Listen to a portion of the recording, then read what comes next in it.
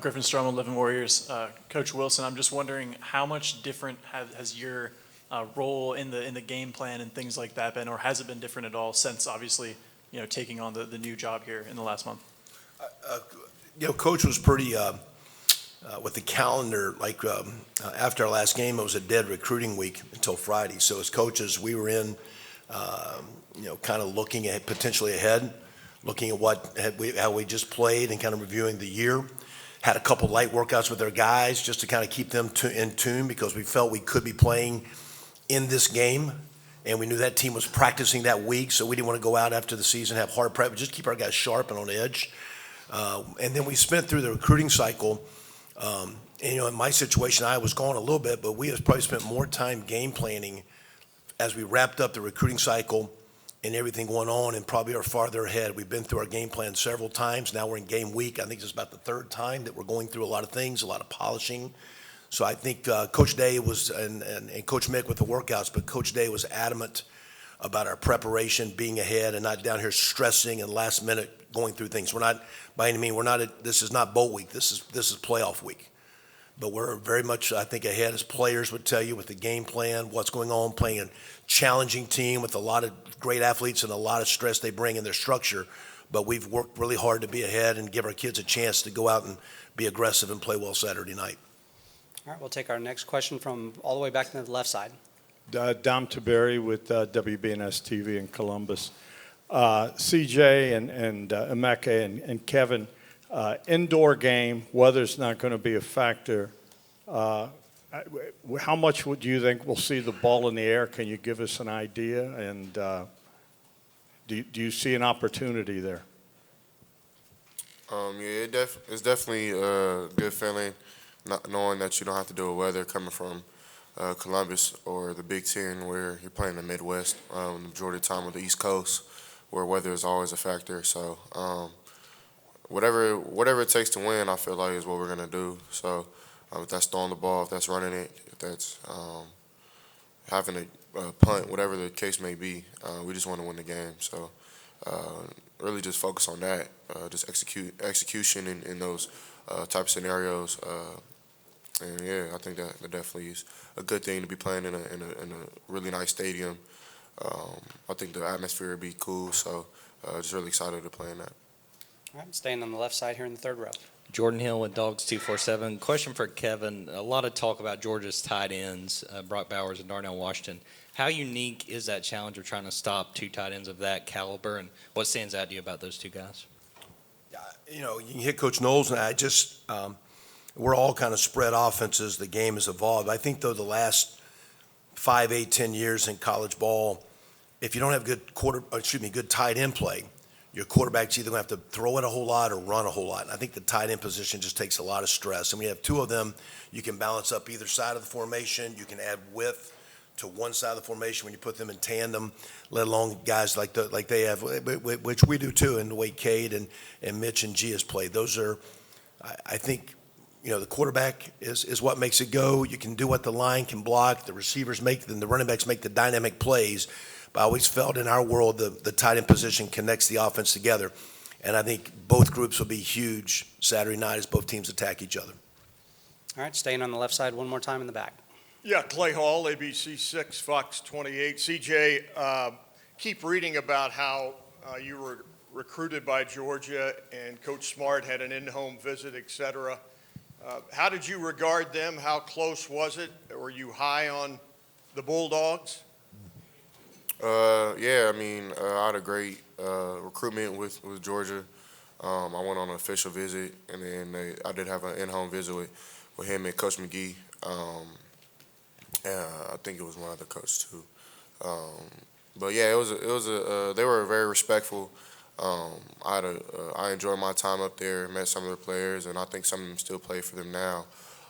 So I have respect for them.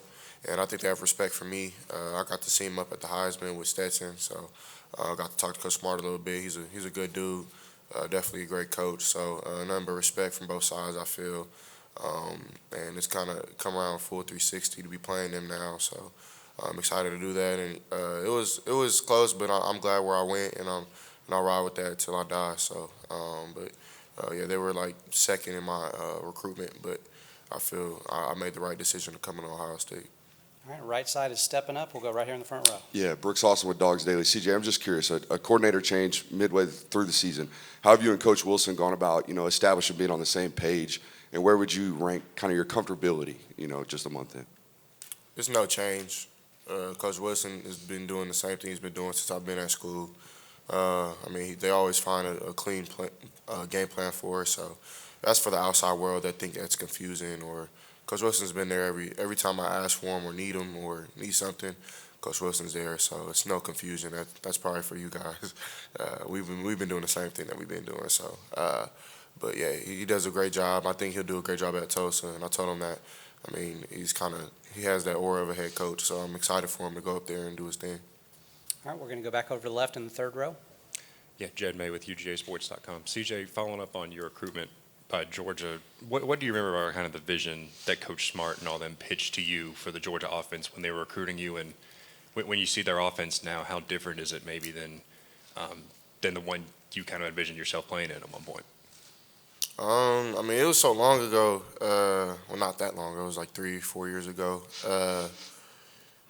Kind of seems long ago. But, they were more so on the side of passing it a little more, because I think I am dynamic when it comes to throwing the ball down the field, staying in the pocket, working things like that. And, of course, they knew they were getting Darnell, who was in my class. And then they've always had a great defense with Keeley and dudes they had back then, so they were really excited to have an offensive attack as well as a really good defense. So that was kind of the pitch. And then Coach Cooley, who was the quarterback coach at the time, loved how kind of my footwork was and how I could still extend plays and make plays on the run and do things like that. So that was kind of the pitch.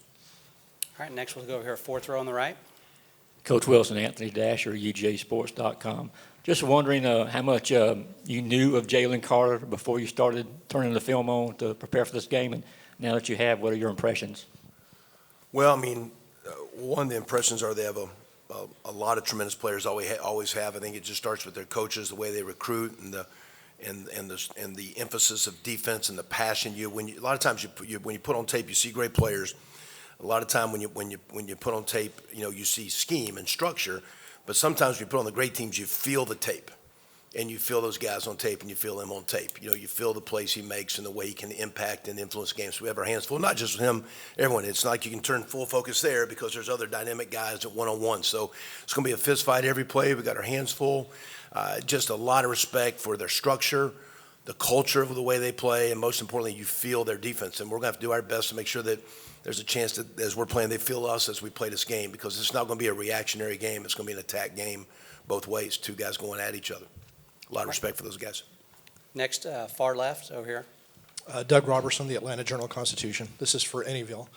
Georgia's pass defense gave up a lot of yards to LSU in the SEC title game. Y'all obviously have a lot of talent on offense. Do you feel you could take similar advantage? Emeka, let's start with you this time. I'm very confident in the talent we do have on offense, and I feel like when it comes to us playing any team in the nation, I feel confident with our guys and our ability to sling the rock. So, like CJ said, we're going to do all it takes to win, whether that's running or passing, but we're definitely aware of the talent that we have, and we're going to look to exploit it and make big plays whenever we can. CJ? We got to play Buckeye football, though. LSU do what LSU did. So, I'm pretty sure they're not just going to let us drop back and just do what we want to do. So, I'm pretty sure they've been watching film on us, make sure that that's something that they stop. And they probably think, I don't know what they think, but I know that that's probably what the outside world thinks, is that since LSU got to throw the ball against them really well, that we'll just go out there and do it. I'm pretty sure that they'll have a plan for that, and we'll have to be on our game just as better as they are. So that was good for LSU, but we got to go play Buckeye football and make sure it happens on Saturday for us. All right. Coach? Yeah, I just think, you look at those stats, but the result of the game was, they won the game by 20. So that wasn't necessarily the formula to win the game. And you're going to have to make plays in both phases, and third down conversions and short yardage conversions, score zone conversions. You look at the history of championship football games, there's not a lot of 9-7, 13-10 ball games. And we got two great defenses going at each other, but there's playmakers on offense, and when you look in the big-time plays, you got to score points. So we got to find a way not to have just yards, passing or running. We got to find a way to get the ball in the end zone if we want a chance to win this game. All right, next we'll go halfway back here on the right on the aisle. Dan Matthews, 6A The Fan here in Atlanta. Do you guys feel like you've played a complete game this year or as close to as possible? And if not, what do you think has kept you from that? All right, start with Coach this time, please. Yeah, we've played well. Complete game. I think you're always chasing perfection, which you never get. Only one perfect thing's been on this world, so you're chasing that. You're chasing it hard, and the game's not a game of perfect. And playing your best is your ability to just overcome and keep swinging and swinging and swinging. So we've gotten there, but I think our best is in front of us, and the way we've prepped, we're going to have a tremendous challenge. There's going to be some challenging, ugly plays Saturday night, but to get the outcome, we're going to go at it. And to me, that'll be, have we played our best game, is how hard down the stretch in the big games we can play 4 quarters as hard as we can. Not trying to be perfect, because it's not going to be, and it doesn't have to be, but it has to be all we got. And that'll be, again, the challenge Saturday night, to say, okay, we played our best. I think we have a quote in our room, the old Theodore Roosevelt, where the critic goes to the one in the arena. I think Saturday night we can look at the arena when it's over and look at these men and say, hey, was that our best, and is that what it takes to win this game? All right, next we'll go on the left side on the aisle. Yeah, Jacob Benj with the Lantern. Just following up on that for Emeka and perhaps CJ, to hear your offense has to play its best football against Georgia, and for Emeka, when you think about yourself and Marvin, your first seasons as starters all the way through, what do you think about when you reflect just playing with Marvin, yourself in the lineup with CJ throwing you the ball? Just when you reflect on the season now that you're here, what do you think of first, and what do you and Marvin have left to show? I think it's all conclusive. We have to play a complete game like you guys were talking about. In terms of, not just pass catching, but run blocking, making sure there's little to no mistakes, getting our play calling, and, just being great leaders. We always felt like Zone 6 has been, kind of one of the position groups on the team who has stepped up in big scenarios and made big plays. Not saying that anyone else can't do it, but, sometimes it's, we like to be the guys in those scenarios. So just making sure we're able to make those plays, and because we're all confident in the line being able to hold their blocks, and the running backs doing their job, and CJ being able to be a field general out there. So and so what me and Marvin think, we're just continue to stay locked in, and making sure we have everything down pat, and we're going to give it our all on Saturday. All right, next right here in the third row on the right. Charles Odom with AP. For Coach Wilson, Georgia's gone with a committee approach at running back this season, and you have had to utilize your depth as well. How much of that has been by design? How much by necessity due to injury? And can you talk about Mayan Williams and how I understand he's had to deal with a leg injury, how he is for this game? Yeah, it's most of it's been originally by design, but then with the injuries that we've had a couple times, those guys, they've all practiced well. Mayan had a really good go yesterday, the most work he's had to date. And as we build through this week, I think we'll see those guys playing well. But I think you need more than one back. You need 2, sometimes 3 to play through the season. You need it to play through the games at receiver. Emeka and Marvin have gotten a lot of targets, a lot of notoriety, but they'll tell you we need receiver number 5 and 6 in every game stepping up playing championship football. So, there's not a starting 11 on our football team. We got about 17, 18, 19 guys really contributing at all those key spots. So the running back is a little bit like Georgia's, like a lot of good teams, you're playing 2 or 3. This year we've had to evolve, or some guys have been in and out due to some of the minor injuries we've had. But going into this game, we're at full force, and those guys are going to need to take care of the ball and run as hard as they can. They're going to have to make some tough and some ugly yards in this game to keep us on schedule. All right, we've got time for a few more in this session with this group. Next question. Okay, let's go right here on the right. Question, Joey Coffin from the Columbus Dispatch. Kevin, for you personally, what's it been like to manage all the responsibilities you have, coordinating the offense, the game plan for this game, your new job, last couple of weeks? Just, is that tough to juggle? Other coaches I know, like Jeff Hafley did it in 19, but just what's it been like from your perspective? Good. And I don't want to talk much about it, because really the recruiting days that we had when the guys were recruiting, I was kind of dealing with the new opportunity. When we weren't recruiting, it was back here. Like I've been here since last Thursday. So now, pushing about 12 days directly with the team all the time. And really what's different from years ago is when there's a coaching change, you have to recruit your team so that everybody doesn't jump in the portal. So that was the issue, is like just trying to keep the guys on board. But I'm very compartmentalized. These guys know this. So when I'm on practice, it's all practice and it's full throttle. We're in the meetings, it's all meetings. So, there's probably 70% of the time has been on this bowl game. And the extra time's been late at night, like last night about 9:30. We started yesterday morning, about 7, got rolling. About 9:30 last night, I actually got to a couple things revolving about next year's job. Everything is with these guys. Coach Day's comment was, I am in this position because what these guys have done and the obligation. I said back in preseason, one of our goals was to get here and have a chance to be in this game and to be a part of this, and we won't have success in this game. So it's not been hard. It's been a lot of energy. And the total focus when it's been time to work is on these guys and giving us a chance to play well against a tremendous Georgia defense, and we're ready to roll. All right, staying on the right side in the second row right here. Andy Baxter from Letterman Row. Emeka, just wondering from last year's experience, what did you take away from the Rose Bowl and now playing a bigger role in this offense? How do you take away from that experience and apply that now? It was a little different because, there wasn't as much on the line, I feel. I felt like it was a good game for me to get my feet wet and understand what it's like to play on this scale. But this year is definitely different. I'm feeling more locked in, feeling more focused. And, I'm realizing as the days go on that it's going to take everything that we take. Like as a team, it's going to be, a hard-fought game to the fourth quarter.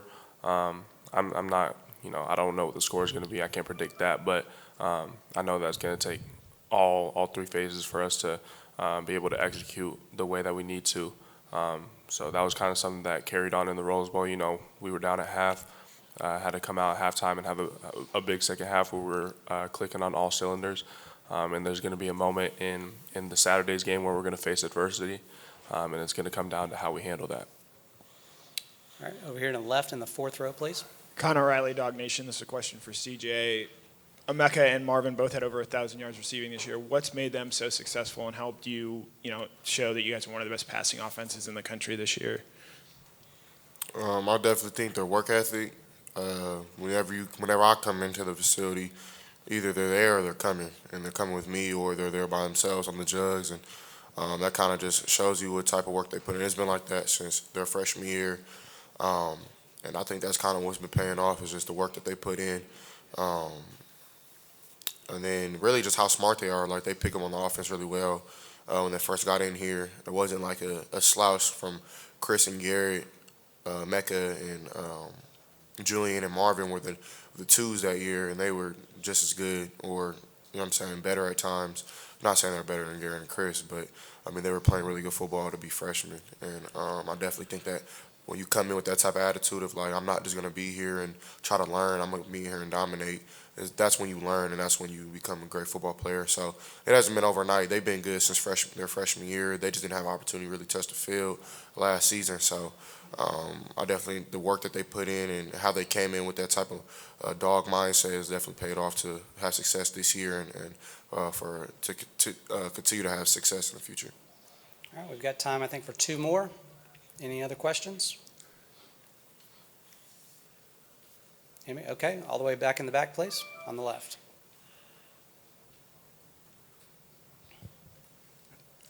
Dom Taberry, WBNS. You guys are underdogs in this game. Have you embraced the underdog role, and do you understand the history of being an underdog for Ohio State in games like 2002, 2014? Coach, start with you, please. I don't know if we've talked as much about that. It's just the opportunity in front of us, Dom, and responding and practicing and prepping. We just had a question about Marvin and Mecca and CJ. Those are hands down maybe 2 of the best practice players on our team. And when guys practice and prep, and so to me, I have a lot of respect for, it's a prideful group, a prideful program, no matter what the underdog or spreads or all that stuff is, I guess, Dom. But I think our guys just take a lot of pride in chasing greatness and the way we prepped and prepared. And I think our guys are looking forward to the opportunity and challenge that Saturday presents. And I just enjoy walking on the field with those guys and the way they go about their business to give ourselves a chance to have success. It's a great group to practice with. All right, CJ, thoughts on being the underdog? It's football, so you got to go play football. I don't really think I haven't really put no thought to it. Like, at the end of the day, I feel like we still Ohio State. We still the Buckeyes. So And Georgia's Georgia for a reason. So I mean, I definitely think that. Even talking to some of those dudes that I know on their team, it's been respect. I don't think that. I wouldn't say that I feel like an underdog. I don't feel like. I do feel like people are counting us out, but that's fine. I mean, we've been counted out plenty of times. I'm pretty sure people have counted Emeka out in his life, and people have counted Coach Wilson out in his life, and people have counted me out. So I mean, this isn't nothing new. I definitely think this is the path that God wanted us on, and I'm just rocking with that. So if that means that we the underdog, I'm cool with it. So I mean, it's time to just mask up and go play football. All right, I'm close it out with Emeka. You can look at the rankings and see that we're number 4, and look in the past and see what the past number 4 Ohio State team did. But at the end of the day, Georgia's a phenomenal team. They're 12-0. It's hard to go undefeated on a season, and they're the number 1 ranked team right now. But I can't speak for everyone. But for me personally, I don't feel like underdogs. There's never been a time where I stepped on the field and I felt a severe disadvantage to the player across from me. I haven't played Georgia yet, but I feel like with the confidence that we have as a team and our ability, like CJ said, we've been counted out before, so it's not nothing new to us. So we're just going to go out there on Saturday and play football like how we know how to play football. All right, gentlemen, thank you very much. We'll trade places.